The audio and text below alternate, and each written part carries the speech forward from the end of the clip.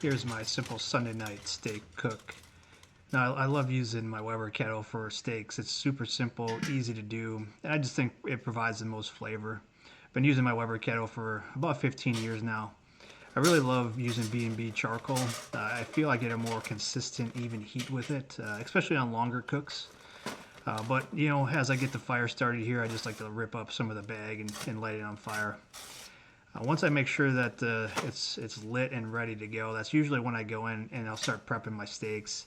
I like to give myself at least a half an hour. You know, it'll take 10 to 15 minutes for those coals to get up, and then another 10 to 15 minutes for once I dump them out for the grill be actually ready for me to cook on them.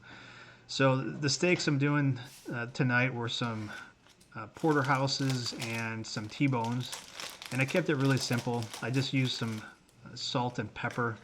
I really don't think you need much more than that when you're trying to cook and just beginning. I think you can get confused and maybe try and overthink it a little bit. If you got some good quality meat, like this meat here I got from a local butcher, or excuse me, a local farmer when I had a cow butchered. Let the meat do the talking. So I just use some salt, some pepper. Sometimes I use some garlic, and I have a garlic seasoning as well. But once the coals are about ready, I'll dump them out. Today I'm using a 2-zone fire, so all the coals will be on one side, and I'll have about half of the grill open for a cool side, because I know those two T-bones that I'm making are a little bit thinner, so I'll want to make sure that the porterhouses get a little bit longer time on the hot side, and I can move the T-bones then to the cool side once they're about ready to go.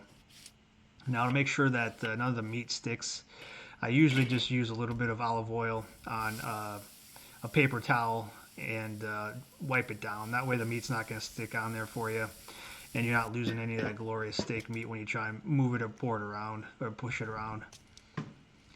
As I check in here, about halfway through, I can see that my T-bones are going to be cooking a little bit faster, so I'll let them get seared up on one side before I move them over to that cool side. As you can see, the porterhouses are a little bit thicker, so they're going to take a little bit longer, so I'll want to keep those over the hot side a little bit longer than those T-bones. As you can see here, I cut to it where I actually moved the T-bones away from the heat. They're still on the grill, but they're not directly over the coals anymore.